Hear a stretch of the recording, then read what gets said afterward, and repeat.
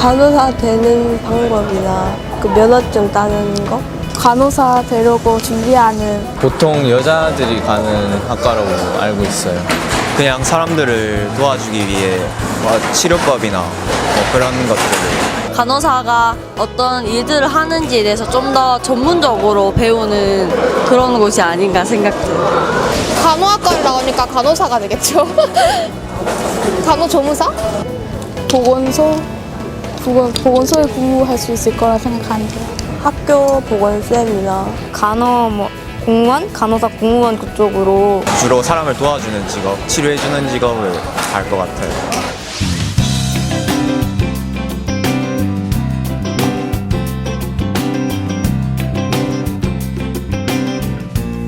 변수가 많은 대학 입시, 저 변춘수가 여러분의 학과 선택을 도와드리겠습니다. 안녕하세요. EBS 입시 한라인 학과 선택 MC 변춘수입니다.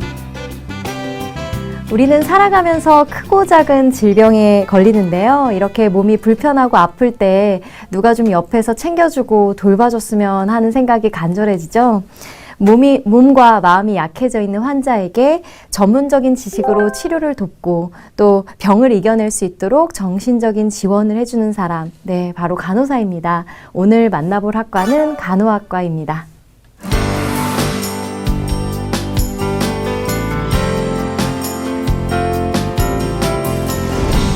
질병으로 고통받는 환자와 가족, 그들에게 공감하고 체계적으로 교육받은 전문성으로 돌봄을 행하는 것. 백의의 천사로 비유되는 간호사는 사람을 향한 따뜻한 이해를 바탕으로 한 사명의식이 중요합니다.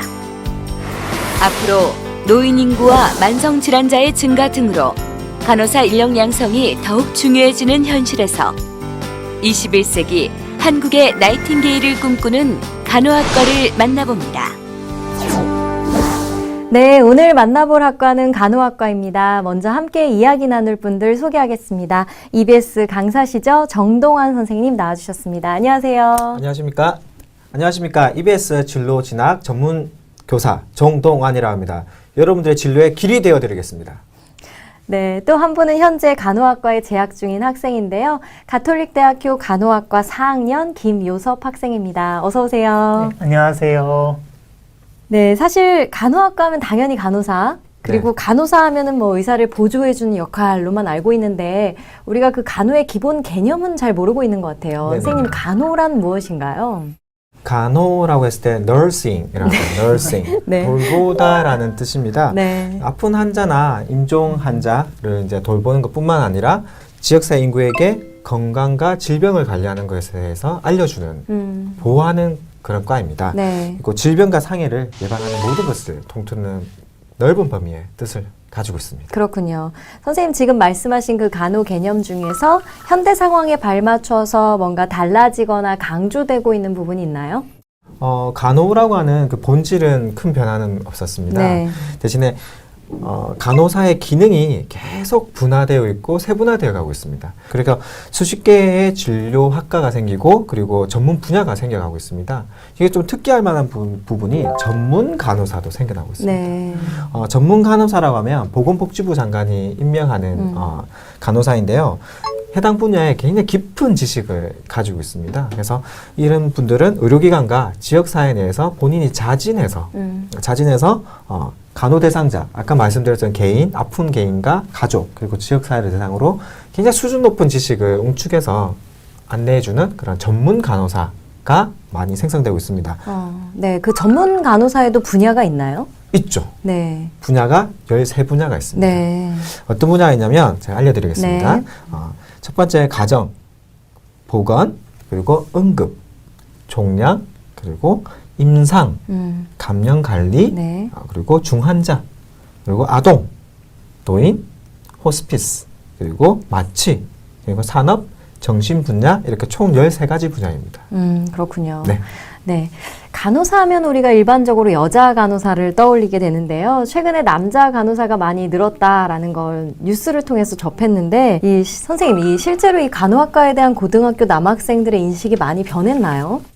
많이 변했죠. 저희가 간호사 하면 여자 간호사를 생각하시겠죠? 그렇죠.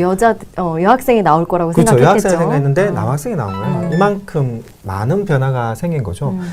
그래서 지금 실제 남자 간호사 숫자가 거의 10,000명을 넘어섰다고 합니다. 그리고 간호 국가시험에서도 10% 이상이 합격을 하고 있다고 합니다. 네. 많은 숫자죠. 계속 네. 늘어나고 있습니다. 예. 이렇게 보면 남자 간호사가 여자 간호사보다 왜 좋냐?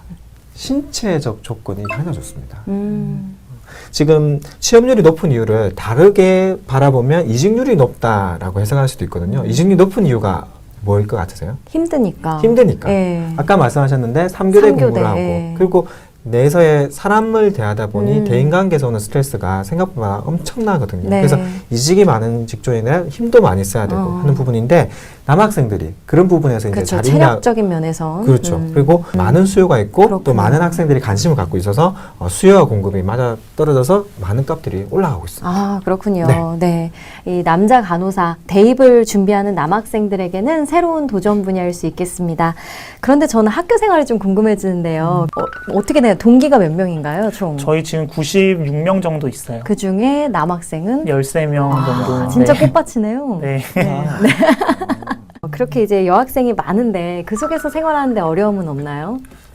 좀 여러 가지가 있는 것 같아요. 네. 첫 번째로는 저희가 일단 학과 공부도 많고 이제 임상 실습을 하다 보면 공부할 내용도 너무 많다 보니까 사람 자체가 계속 지치게 되는 것 네. 같아요. 그럴 때 취미 생활이나 뭐 이런 스트레스 풀 수 있는 방법을 좀 공유할 대상이 많이 적은 게 좀 아쉬운 부분인 것 같아요. 학교를 다니면서. 남학생들은 뭐 스트레스 받으면 뭐 운동도 하고 싶고 이런데 남학생 자체가 너무 적다 보니까 축구를 하려고 해도 11대 11을 축구를 할 수가 없어요. 인원이 13명밖에 되지 않기 때문에. 여학생들은 어떤 방법으로 스트레스를 푸는데요? 주로 뭐 음식 많이 먹으러 다니고 네. 이제 어디로 뭐 사진 찍으러 다니고 이러면서 많이 힐링을 하는 것 같아요. 네. 남학생들이랑은 조금은 좀 잘 공유되지 않는 부분들이 있어서 그런 부분에서 오늘 좀 어려움이 있는 것 같고요. 두 번째로는 원래 간호사 하면 이제 선생님들께서 말씀해 주신 것처럼 여학생들이 주류였잖아요. 그래서 학교 내 이런 학칙 같은 것도 남학생들을 위한 학칙이 아직은 많이 좀 부족한 것 같아요. 예를 들어서 군대를 갔다 온 친구들 같은 경우에 이제 예비군 훈련을 가거나 이런 부분에 있어서도 학칙 자체에서 그런 부분을 고려해 본 적이 없기 때문에 그런 학칙이 아예 존재하지 않는군요. 네, 그래서 그런 부분에서도 남학생들이 좀 겪는 애로사항이나 이런 부분들도 좀 있었던 것 같고요. 그리고 아까 말씀드렸다시피 저희가 워낙 소수다 보니까 저희가 하는 행동이나 말 하나하나가 약간 관심사가 되는 것 같아요. 그래서 남학생들 스스로도 좀 조심하게 되고 이제 그런 부분들이 좀 애로사항으로 있죠.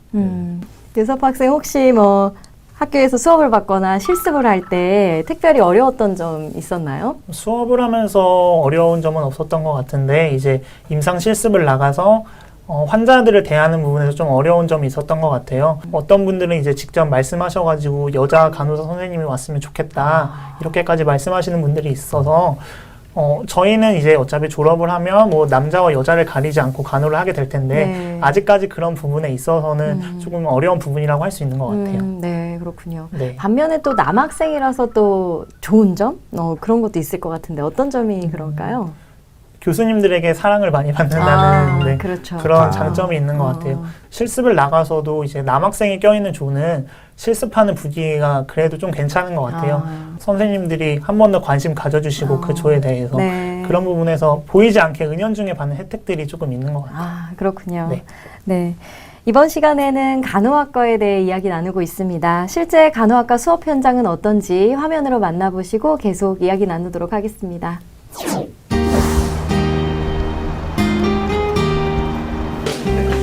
가톨릭대학교 간호학과의 수업 시간. 학생들이 환자와 간호사로 역할을 나누어 실제 환자를 대하듯 매뉴얼대로 대처하는데요. 서로의 역할에 어색해하면서도 수업에 임하는 태도는 무척 진지합니다. 기본과도학 실습 시간인데요. 이 시간에는 간호사가 해야 될 그 간호술기 중에서 가장 중요한 술기를 위주로 해서 간호술과 지식을 함께 배우는 그런 수업 시간입니다. 수술 후 환자라는 상황을 주고 그동안 배웠던 간호술과 지식을 한꺼번에 이제 통합을 해서 그것을 실제로 적용하는 것을 이제 모의 시뮬레이션처럼 실습을 해보는 시간을 갖고 있습니다. 실전과 똑같은 환경 속에서 이루어지는 실습 수업. 학생들은 그간 수업에서 배운 지식을 총동원해 문제를 해결해보는 소중한 기회를 갖습니다.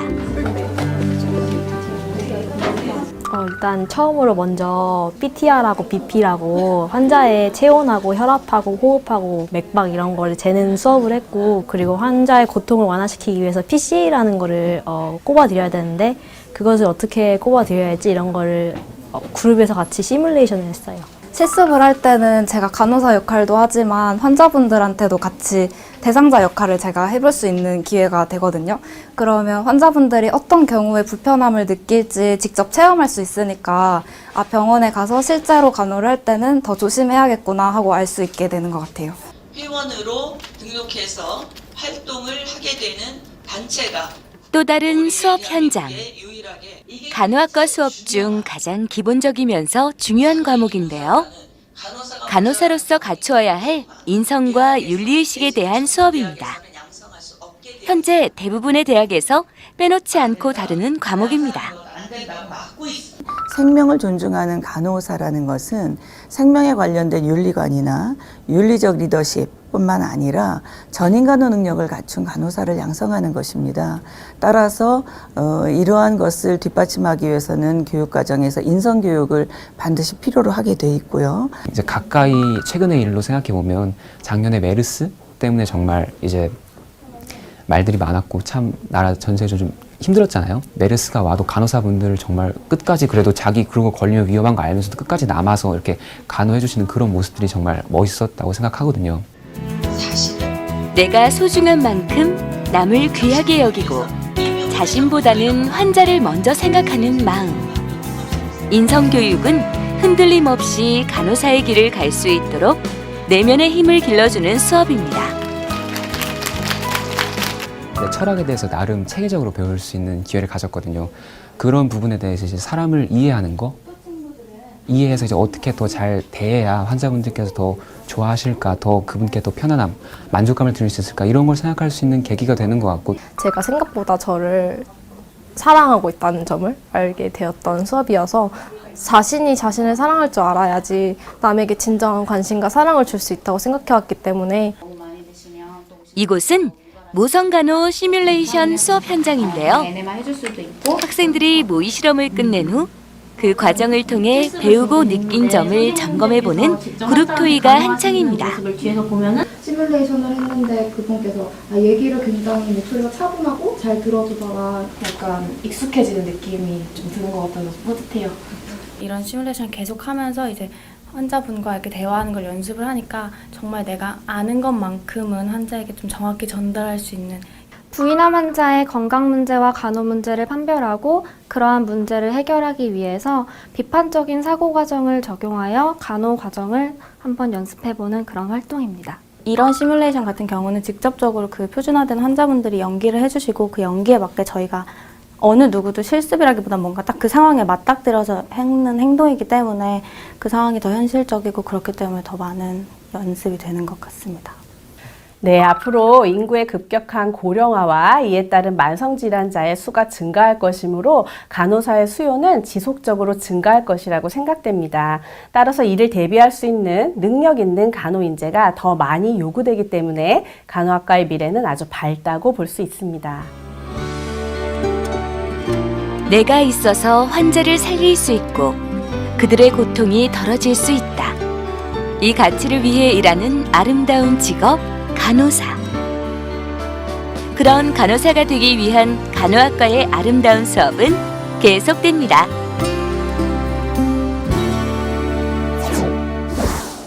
네, 실제 현장과 비슷한 환경에서 실습하는 모습이 제법 전문가다운데요. 선생님, 이 간호학과에 진학하면 커리큘럼은 어떻게 구성되어 있나요? 네, 간호학과는 간호 국가고시 시험을 준비하기 위한 이론 공부와 임상을 갖춰서 실습을 병행해서 배우게 되는데요. 1, 2학년 때 같은 경우에는 이제 교양 과목을 배우고 기초 학문을 배웁니다. 그리고 3, 4학년이 되면 전공에 관련된 필수 과목들을 배웁니다. 그리고 병원이나 관련된 기관에 가서 현장 실습을 하게 되는데요. 여기서 이제 배우는 과목을 좀 살펴보면 성인 간호학, 그리고 아동 간호학, 그리고 정신간호학, 그리고 모성간호학, 그리고 노인간호학, 그리고 기본간호학, 그리고 의료복규 등을 배우고 있습니다. 그렇군요. 네. 요섭 학생 학과 공부하면서 가장 재밌었던 과목 어떤 과목 있을까요? 네, 제가 공부를 잘하진 않는데 간호학 자체 수업이 되게 흥미롭거든요. 그래서 네. 모든 수업을 다 재밌게 들었던 것 같아요. 네. 일단 간호학이라고 하면 사람들이 이제 의학이랑도 많이 헷갈리시는 분들이 많은데 예를 들어서 요즘에 우리나라에 되게 암 환자들이 많잖아요. 그럼 이제 의학적인 관점에서는 뭐 항암 치료를 한다거나 아니면 뭐 수술을 해서 절제를 한다거나 이런 식의 방법을 생각하지만 저희는 이제 항암 치료를 하면서 발생하는 문제들, 예를 들어서 뭐 이렇게 열이 난다던가 아니면 너무 심하게 구역질을 한다던가 이런 증상들이 있을 수 있거든요. 네. 이제 그러면 의학적인 관점에서는 이런 몸의 생리 기전을 보고 해열제를 주면 이 사람이 열이 떨어지고 뭐 구토제를 이제 구토를 안 하게 하는 약을 주면 구토가 멈추겠다고 생각을 하지만 간호학적인 관점에서는 이 사람이 막 구역질을 많이 하게 되면 마른 크래커를 먹게 한다든지 아니면 찬물을 먹게 한다든지 아니면 양치를 자주 하게 해서 자기 입에서 나는 냄새로 인한 구토를 예방한다든지 아니면 뭐 열이 나면 뭐 얼음 주머니를 대준다든지 이런 식으로 저희는 의학과 다른 관점에서 환자들을 바라보기 때문에 이런 부분을 가르치는 간호학 수업이 너무나도 흥미로웠던 것 같아요. 아, 그렇군요. 의학과 간호학은 다르다.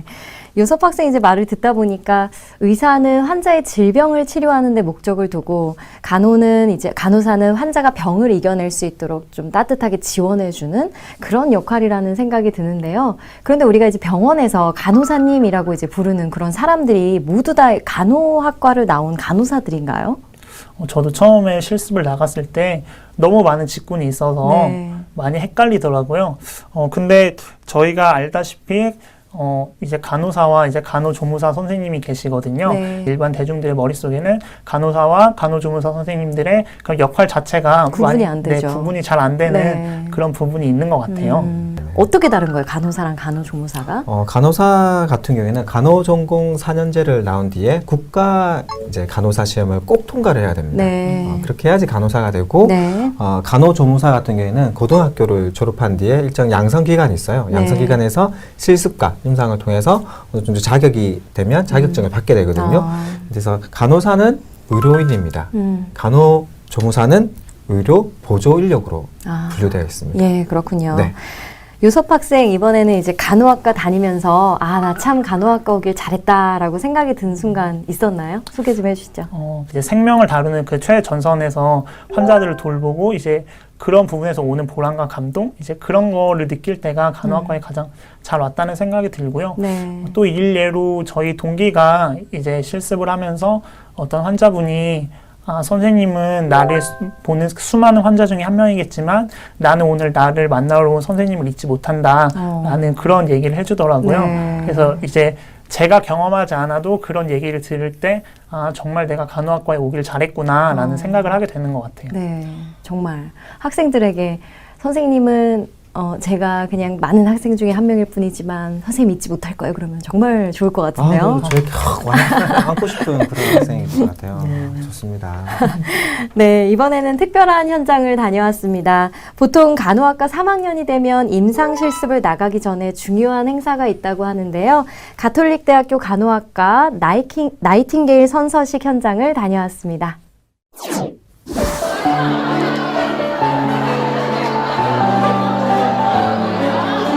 나이팅게일 선서식은 간호학과 학생들에게 특별한 행사입니다. 식이 시작되고 미래의 나이팅게일들이 입장했습니다. 오늘 이 자리에 있는 간호학도들은 어떤 간호사가 되길 꿈꿀까요? 선서식의 의미와 뜻을 알리는 말씀과 함께 촛불 점화가 이어졌습니다. 나이팅게일 선서식에서 촛불을 밝히는 이유는 자신을 태워 세상을 밝히는 촛불처럼 고통받는 환자들에게 사랑을 실천하는 나이팅게일의 뜻을 따르겠다는 의미입니다. 전문 간호직에 최선을 다할 것을 간호하면서 알게 된 개인이나 가족의 사정은 비밀로 하겠습니다. 간호대학 3학년 대표 이상현. 나이팅게일 선서식을 마친 학생들은 한 뼘은 더 자라 있었습니다. 나이팅게일 선서식은 간호학과 3학년 학생들이 병원 실습 전에 나이팅게일의 숭고한 정신을 기리면서 평생을 인간의 안녕을 위해서 헌신하는 것을 맹세하는 간호대학만의 독특한 의식입니다. 나이팅게일 선서식이 제 인생의 전환점이 될 것 같습니다. 실습 현장에 나가니까 뭐가 더 중요한지 그리고 어떤 점을 더 공부해야 되는지 알게 될 것 같고요. 육체적으로 정신적으로 고통받는 이들을 위해서 진짜 희생해야겠다는 생각을 했습니다. 환자가 얘기하지 않아도 먼저 다가가서 아픔을 치유하고 불편함을 알아서 해결해 줄 수 있는, 앞으로 더 진지하게 수업에 임하고 실습 나가서도 더 진지하게 임할 수 있게 된 것 같습니다. 네, 일반인들은 보기 힘든 장면이었는데요. 나이팅게일 선서식, 이 간호학도들에게는 평생 잊을 수 없는 순간이 아닐까 생각됩니다. 유섭 학생 어땠나요?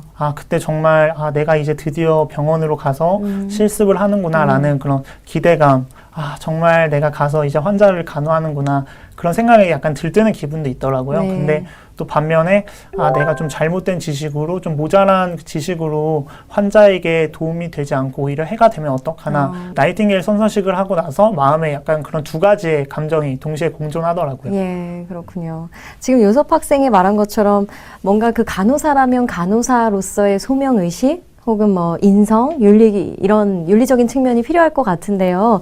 어떤 것이 간호사로서 필요한 자질일까요, 선생님?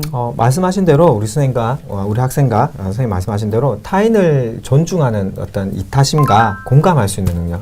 정말 아프겠다. 그런 공감할 수 있는 능력. 근데 이 부분과 더해서 또 중요한 것이 있어요. 의사소통 능력. 환자와의 의사소통, 환자 주변에 있는 가족과의 의사소통, 그리고 의사와의 의사소통, 그리고 우리 동료가 되겠죠. 동료와의 의사소통이 참 중요하거든요. 어느 조사에 따르면 의사소통 능력이 낮으면 감정노동이 더 많이 한다.